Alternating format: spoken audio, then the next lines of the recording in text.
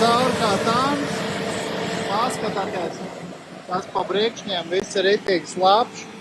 Traktors spolē. Mauc visam cauri, frēzē visu uzreiz pa taisno zemē. Crazy! Paskatieties, kas pa aizaugum un sanvārdiņš ar Konetex 2.13M modeļa frēzi ar meža galvu mauc cauri, koki lokās, viss tiek uzreiz iemalts zemē. Veģetācija ir pārtraukta, šeit vairs nekas neatjaunosies. Paskatieties, koks gāž vienkārši zemē, brauc pāri un maļ visu iekšā.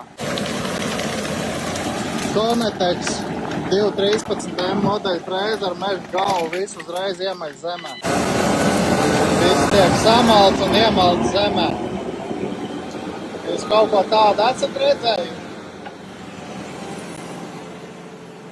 Braucam pāri, paskaties, kokiem, krūmiem. Daži bērns ir ap 8-10 metru augstumā. Vienkārši mauc visam pāri un maļ visu uzreiz zemē. Brauc samaļ noguldītos kokus. Tā izstās rezultāts, viss tiek uzfrēzēts. Šo visu var pēc tam viegli uzlīdzināt, nosēdināt, iegūt līdzenu virsmu, uztaisīt šo mežu izkopu kā parku.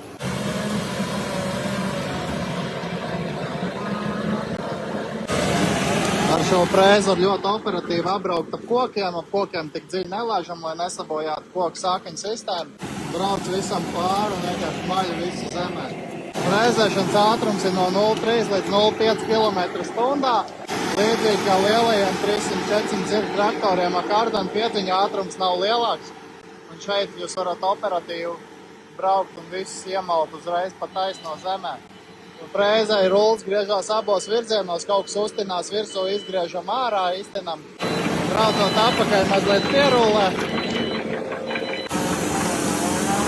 Braucam visam džunglim cauri. Fantastiski!